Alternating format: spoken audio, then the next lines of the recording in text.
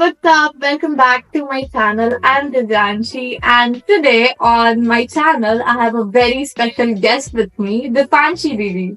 Hello everyone, this is Dipanshi Arora. I scored 689 marks in NEET UG 2024 with All India rank 4021, not expected. And I got admission in Lady Hardinge Medical College, Delhi. Okay, so that's really great. It's a fan moment right now. मतलब मुझे बहुत अच्छा लग रहा है आपसे बात करके. And I know कि सबको जो भी लोग वीडियो देख रहे होंगे उनको भी काफी अच्छा फील हो रहा होगा. सेलिब्रिटी नहीं हूँ यार मैं. तो हम लोग स्टार्ट करते हैं क्वेश्चन आंसर. ठीक है, जो भी क्वेश्चन लाइक लोग सोचते हैं कि एक टॉपर से पूछना चाहिए वो सारे मैं लेके आई हूँ. एंड अब मैं आपसे पूछूंगी.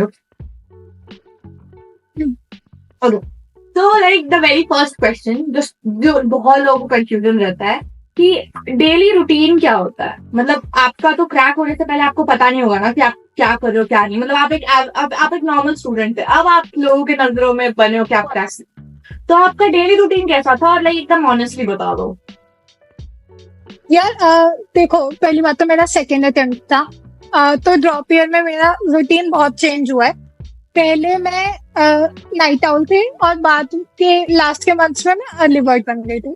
तो पहले तो मैं लाइक ऐसे 9 बजे के आसपास उठती थी और वही फिर एज यूजुअल फ्रेश वगैरह होके 9 to 1 मैं बायो और केमिस्ट्री के लेक्चर्स देख के नोट्स रिवाइज कर लेती थी बस. उसके बाद मैं एक्चुअली घर पे नहीं पढ़ती थी, मैं लाइब्रेरी जाके पढ़ती थी. तो हाँ, क्योंकि मेरे से ऐसे घर पे डिस्ट्रैक्शन सा लगता था. तो लाइब्रेरी में लाइक अगर आपको पढ़ने का मन नहीं कर रहा तो आप देखते हो ना आसपास के बहुत सारे लोग पढ़ रहे हैं तो खुद भी आ जाता है कि पढ़ लेते हैं. तो मैं 1 बजे लाइब्रेरी जाती थी और वहां जाके फिर मैं फिजिक्स से स्टार्ट करती थी. फिजिक्स का लेक्चर, नोट्स, टीपीपीस और जो भी एक्स्ट्रा क्वेश्चन प्रैक्टिस करनी है. फिर मैं अराउंड 7:30 के आसपास लाइब्रेरी से वापस आती थी और फिर वही आधा घंटा ब्रेक लेके उसके बाद टेस्ट एनालिसिस, जो भी नेक्स्ट टेस्ट हमारा है उसकी प्रिपरेशन एंड ऑल. और लास्ट के मंथ्स में फिर मैं वही मैंने बताया अर्ली बर्ड बन गई थी. सुबह 4-5 बजे उठ के पढ़ती थी. 9 बजे तक पहली शिफ्ट ये थी.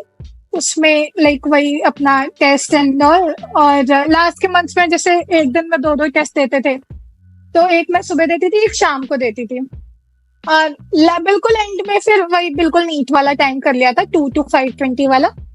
बट उससे पहले मतलब ऐसे कोई फिक्स शेड्यूल नहीं होता, बस रोज 12-13 घंटे की प्रोडक्टिविटी आनी चाहिए. That's it. बहुत बहुत अच्छा लग रहा है ये सुन के. एंड आई थिंक बहुत सारे लोग जो वीडियो देखेंगे उनको भी अप्लाई करने का मन करेगा. इवन मैं भी सोचती हूँ कि लाइब्रेरी जाना काफी एक अच्छा फैक्टर है. कभी कभी घर पे डिस्ट्रैक्ट हो जाते हैं, सोने का मन करता है, लाइब्रेरी में तो ऑब्वियसली नहीं मन करेगा, राइट? हाँ. तो अब नेक्स्ट क्वेश्चन पे चलते हैं, विच इज कि आपने तीनों सब्जेक्ट के बीच में बैलेंस कैसे बनाया? बायो मेरी ऑलरेडी स्ट्रांग थी, तो मैंने ड्रॉप ईयर में बायो में सबसे कम टाइम दिया है. बायो में मैंने डिटेल्ड लेक्चर्स भी नहीं देखे, मैंने सिर्फ 1 शॉट कर दिया बायो के. स्कोर 360 तो ठीक है. मतलब हाँ, तो मैंने बायो में सिर्फ 1 शॉट लेक्चर देखे और एनसीईआरटी पढ़ी, पीवाईक्यू सॉल्व करे, चैप्टर डन. उसके बाद जब भी रिविजन करनी हो तो क्वेश्चन प्रैक्टिस कर लो, जो टॉपिक नहीं आ रहा वो फिर से जाके देख लो. और केमिस्ट्री और फिजिक्स में मैंने काफी टाइम दिया है. उसमें मैंने डिटेल लेक्चर्स देखे हर चैप्टर्स के. और बाकी फिजिक्स में क्वेश्चन प्रैक्टिस ऑफ कोर्स थोड़ी और ज्यादा, और केमिस्ट्री में एनसीईआरटी पे थोड़ा और ज्यादा फोकस फिजिक्स के कंपैरिजन. अच्छा, चलिए ये तो बहुत अच्छा बात है. एंड लाइक बायो में इतना परफेक्ट स्कोर करना, दैट्स आल्सो रियली गुड. तो मतलब आपके पहले अटेम्प्ट में भी बायो में अच्छे मार्क्स ही आए थे? इतने अच्छे नहीं आए थे, बट कंपैरेटिवली लाइक फिजिक्स में कम थे. फिजिक्स में, हाँ, फिजिक्स बहुत सारे एस्पिरेंट का वीक हो जाता है क्योंकि वो टाइम नहीं दे पाते अपने लाइक 11th-12th के बाद उसको लेके, राइट? तो ठीक है. एंड काफी सही था ये. एंड अच्छा, इस बार आपकी केमिस्ट्री, फिजिक्स एंड बायो में कितने नंबर आए ये तो आपने बताया नहीं. यार फिजिक्स के बात पूछ. अरे यार कोई बात नहीं, फिर ये बहुत अच्छा है. नहीं एडिट करिए नहीं. फिजिक्स के बात पूछ, मेरे सारे फिजिक्स में बैठे होते हैं. मतलब मैं बता देती, डालियो मत. Like the question is, what techniques did you use to avoid burnout during intense study hours? मतलब obviously इतना देर पढ़ते होगे तो कैसे टायर्ड और बर्नआउट को अवॉइड कैसे किया? सी ब्रेक्स ले लेके पढ़ती थी मैं। मेरी लाइब्रेरी के जस्ट बाहर एक पार्क था, तो मैं कभी कभी ऐसी वॉक करने चली जाती थी, या कभी कभी सॉन्ग सुन लिए, या लाइक फैमिली मेंबर से बात कर लो, मम्मी से बात कर लो, भैया से बात कर लो, बस ऐसे ही बस हो जाता है मैनेज। बट एज सच कोई ज्यादा फ्रेंड्स तो थे नहीं। नीट की प्रिपरेशन में थोड़ा अवॉइड ही करा है फ्रेंडशिप एंड और hang outs and all. But हाँ, मतलब वही फैमिली एंड थोड़ा खुद से ही हो जाता है सॉन्ग्स वगैरह सुनना।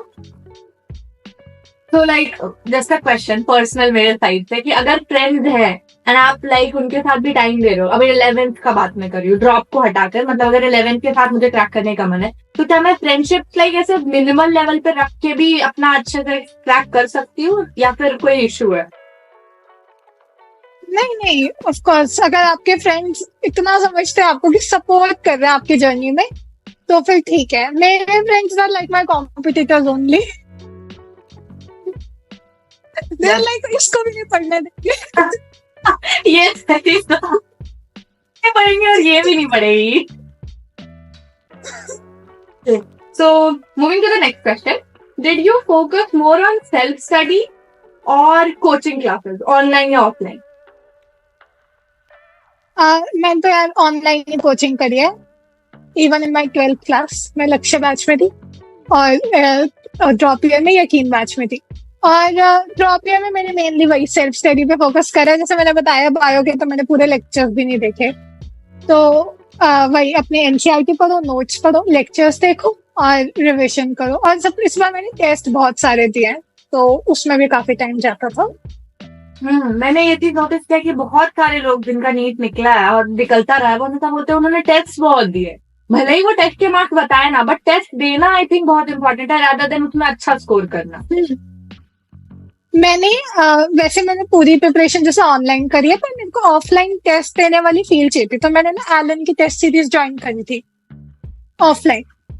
उसका सिलेबस इतना ज्यादा आता था, मेरा टेस्ट से पहले सिलेबस ही नहीं कंप्लीट होता था, फिर भी जाके दे आते थे कि मार्क्स तो थोड़े कम आएंगे बट कोई नहीं, एटलीस्ट हमें पता है, हमारे पास एक क्वेश्चन बैंक भी इकट्ठा हो जाएगा कि इस चैप्टर से कैसे क्वेश्चन आते हैं, और फिर बात के लिए भी हमें पता चल जाएगा कि लाइक जब वो चैप्टर प्रिपेयर होगा तब हम उसी क्वेश्चन को रिविजिट करके जाएंगे नेक्स्ट टेस्ट देने के लिए। ट्रू ट्रू, एकदम ट्रू, हाँ सही है ये। तो next question is what was your approach during the actual exam, मतलब कोई स्पेसिफिक टेक्निक या कुछ भी ऐसा? जैसे पहली बात तो जैसे सब करते हैं कि स्ट्रॉन्ग सब्जेक्ट से स्टार्ट करते हैं, पहले बायो करते हैं, केमिस्ट्री करते हैं, फिजिक्स करते हैं। मैंने भी सेम ही करा है वैसे एक्चुअल नीट में, तो पर मैंने बहुत सारे एक्सपेरिमेंट्स करे थे। मतलब फिजिक्स पहले करना भी ठीक ही लगता था मुझे, बट कभी कभी नहीं। जैसे अगर मुझे पहले ही पेपर देख के पता चल रहा है कि फिजिक्स बहुत लेंथी है, तो मैं उससे स्टार्ट कर लेती थी पहले, क्योंकि बाद में फिर मेरे पास टाइम नहीं बचेगा तो मैं पैनिक हो जाऊंगी। और एक्चुअल नीट में तो मैंने ये किया था यार कि पहले मैंने बायो का सेक्शन ए कंप्लीट कर लिया, सेक्शन बी नहीं करा था, उसको छोड़ दिया, और फिर मैंने केमिस्ट्री कर ली पूरी। और फिजिक्स में मुझे पता था कि मैं करते करते बोर हो जाती हूँ, तो मैंने फिजिक्स के पहले क्वेश्चन सॉल्व करने स्टार्ट करे, और उसके बाद जब मुझे लगा कि अब नहीं हो रहे मुझसे, तो मैं पहले बायो का सेक्शन बी करके आई, ताकि वहाँ मूड में चला जाए कि ऐसा ना लगे कि भाई क्वेश्चन ही नहीं आ रहे हम। ये मेरे साथ मेरे बोर्ड में हुआ था, लाइक 10th मैंने दिया इस बार, तो ऐसा ही हो रहा था, जब क्वेश्चन हैवी लग रहा था तो मैं चली जाती थी इजी क्वेश्चन करने स्किप करके, तो फिर वो थोड़ा कुछ ना कुछ अपना मेंटेन करना है यार। ट्रू ट्रू, कॉन्फिडेंस मेंटेन करना बहुत इंपॉर्टेंट रहता है, सच बात है। अच्छा ठीक है, कि was there a particular moment during when you felt that you were on the right track? हाँ देखो, मोमेंट्स तो पहली बात तो जब मॉक टेस्ट में स्कोर इम्प्रूव होता है, जब मेरे 620, 630, 640 ऐसे मार्क्स आ गए, तो लग रहा था कि चलो एटलीस्ट कॉन्सेप्ट्स तो क्लियर है, अब सिली मिस्टेक्स हैं। फिर उन्हीं पे बाबा वर्कआउट करते थे कि लाइक हमने ये वाली लाइन बुक में ढंग से नहीं पढ़ी, हमने इस क्वेश्चन की अप्रोच ढंग से नहीं लगाई, हमने यहाँ कैलकुलेशन मिस्टेक कर दी। तो वो तो फिर अगर आप इस लेवल पे पहुंच जाते हो, उसके बाद फिर आपको सिली मिस्टेक्स इंप्रूव करनी है, कॉन्सेप्ट एटलीस्ट आपके क्लियर होते हैं। दूसरा, तब जब जैसे हम एनसीईआरटी पढ़ रहे हैं बायो की, और हमें लिटरली सारा रिकॉल हो रहा है इसके बाद कि इसके बाद ये लिखा था, इसके बाद ये लिखा था, तो हमें पता चल रहा है कि एटलीस्ट बायो की तो प्रिपरेशन अच्छी है अपनी, और आधा तो बायो ही आता है। और बाकी वही जब अगर हमारा जब हम टेस्ट देते हैं और वो 2-2.5 घंटे में खत्म हो जाए 3 घंटे 20 मिनट की जगह, तब लगता है कि ठीक है प्रिपरेशन अच्छी चल रही है, स्पीड भी सही है। हाँ ये तो बात है, मतलब लिटरली अगर पहले खत्म हो जा रहा है तो आपके पास बहुत टाइम है रिकंसिडर करने का कि आपने क्या किया क्या नहीं किया, या फिर कुछ छूट रहा है तो उसको भी आप देख सकते हो। हम्म। हाँ ठीक है। तो like the next question is, looking back, is there anything you would have done differently in your preparation? Differently नहीं, देखो अब since I was a dropper तो मैं अपनी फर्स्ट वाले अटेम्प्ट की गलतियां बता सकती हूँ इसमें। अच्छा, मैंने एनसीईआरटी में बहुत कम आपको फर्स्ट अटेम्प्ट में कितने आए थे? 574। Okay, that was also like ठीक है, बस इम्प्रूवमेंट वाला स्टेज है। ओके। हाँ, ऐसा भी नहीं कि बहुत गंदा था, 100 स्कोर कर लिया आपने 720। बट मैंने देखा है हाँ। कितने लोग 100 से सीधा 700 में स्विच हुए हैं। That is also like really great, proud. Hats off to them भाई। ट्रू। ओके, नाउ आप बताओ। फर्स्ट अटेम्प्ट में यार मैंने एक तो मेरी फिजिक्स खराब थी, दूसरा मैंने बायो में एनसीईआरटी से ज्यादा नोट्स पे फोकस किया था, तो जिसकी वजह से जब हम पेपर देने जाते हैं तो सीधा लाइन्स आती है बुक से, और फिर पता चलता है कि नोट्स में लाइन नहीं लिखी हुई थी, पॉइंट्स लिखे हुए थे। तो इसलिए बायो में तो एनसीईआरटी पे फोकस करो मेनली। मैंने ड्रॉप ईयर में तो नोट्स पढ़े ही नहीं है बायो के, सिर्फ एनसीईआरटी पढ़ी। ये चीज मैंने भी नोटिस किया। आई थिंक मैंने अर्ली नोटिस कर लिया ये कि जो नोट होते हैं वो बस अंडरस्टैंडिंग के लिए है। मैंने भी पहला शॉर्ट प्रैक्टिस टेस्ट नोट पढ़ के चली गई, फिर लिटरली बॉटनी का जो क्वेश्चन था वो भी टफ लग रहा था, क्योंकि एनसीईआरटी के लाइन थोड़े कॉम्प्लेक्स होते हैं, राइट? सर लोग तो जानबूझ के इजी वाला लिखवाते ताकि याद रहे 2 साल तक। बट अगर मैं उसको ही लेके चली जाऊंगी एग्जाम में तो पक्का नहीं बनेंगे, क्योंकि ऐसे ऐसे पैराग्राफ आ जाता है। असर्शन रीजन मेरा सबसे ज्यादा गलत होता है, लिटरली मुझे समझ नहीं आता रहता था। हाँ, तो वही बात है। फर्स्ट और सेकंड ऑप्शन में तो समझ ही नहीं आता कि रीजन दोनों करेक्ट है, पर एक्सप्लेनेशन है या नहीं। मैं तो अपना पूरा लाइफ क्वेश्चन कर लेती हूँ कि अगर सही है या नहीं सही है। कभी मेरा पता नहीं क्यों गलत होता है सबसे ज्यादा असर्शन रीजन। उसके लिए आपने जैसा बोला कि आपको लाइन याद हो गए थे एक पॉइंट ऑफ टाइम के बाद, वैसा ही होना चाहिए, वैसे ही मेहनत करना होगा हम सबको। ठीक है, अच्छा।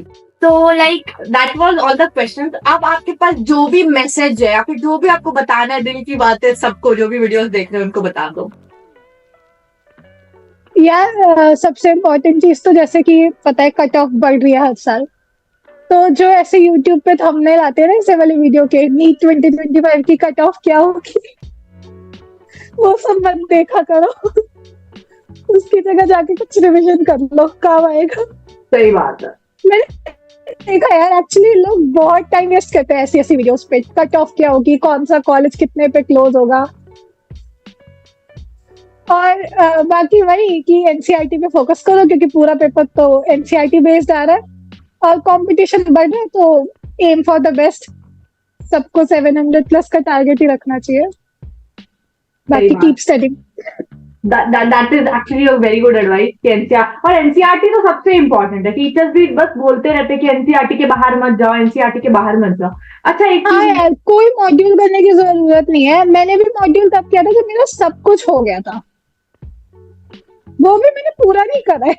बस इम्पोर्टेंट, जैसे अगर मेरा रोटेशन वीक है तो सर के नोट्स के क्वेश्चंस उतने में स्टिक रहो। सही है, लाइक लिटरली ये मैटर करता है। मुझे भी ऐसा लगता था कि अभी मैंने फिजिक्स की मॉड्यूल नहीं बनाई, मैं पीछे हो रही हूँ, ऐसा वैसा। बट जब आप ऐसा बोलते हो तो थोड़ा कंफर्ट फील होता है कि मैं डीपीपी बना रही हूँ, मैं क्लास के क्वेश्चन भी बनाती हूँ और रिवाइज भी करती हूँ। तो आई थिंक ये ट्रैक सही है, बस इसको मेंटेन करके रखें, राइट? एग्जैक्टली। यस। तो दैट वाज इट। कैसा लगा आपको ये इंटरव्यू छोटू सा? मुझे तो बड़ा अच्छा लगा यार, ऐसा लग रहा है जूनियर से बात करते हैं, कुछ ऐसे सोफिस्टिकेटेड सा फील नहीं हुआ। हाँ वही ना, मतलब मैंने लिटरली सोचा ही था कि आपको बहुत होमली फील करवाऊंगी। ऐसा लगेगा जैसे नहीं होता दीदी बता दो, हेल्प कर दो, ऐसा वाला फीलिंग आएगा। और सबके लिए, आपके लिए ऐसा ही फीलिंग होगा, मुझे पता है। होपफुली। यस। तो और हाँ, एक और क्वेश्चन, क्या आप अपने खुद के नोट्स बनाते थे या टीचर्स के नोट्स पे रहते थे, लाइक फिजिक्स और केमिस्ट्री में? खुद के बनाए हैं। खुद के बनाए, राइट? हाँ, फिर खुद के ही पढ़ने चाहिए, क्योंकि जब आप रिवीजन करोगे ना तो आप सब कुछ नहीं कर पाओगे। आपने खुद लिख रखा होगा उस पे सर्कल कर लो कि ये वाला पार्ट मेरा वीक है, ये वो। टीचर्स के नोट्स आप एग्जैक्टली सारा फिर से पढ़ने लगोगे तो बहुत टाइम लगेगा रिविजन में। हाँ ये भी बात है, और हो सकता है कोई पॉइंट अच्छे से समझ ना आए क्योंकि वो टीचर ने लिखा है, हमने नहीं लिखा, तो ये रिकॉल नहीं होगा, है ना। एग्जैक्टली और टीचर्स काफी चीजें बोलते भी है और वो लिखते नहीं है, तो वो चीजें आप अपने नोट्स में लिखोगे ना। हाँ सही में, मैं तो ऐसा करती हूँ, मैं हिंदी में लिख देती हूँ ब्रैकेट में, ताकि मुझे बाद में अच्छे से हो जाए वो हाँ रिकॉल। सेम हाँ ठीक है, करते थे। तो ठीक है, बाय कर लेते हैं, बाय।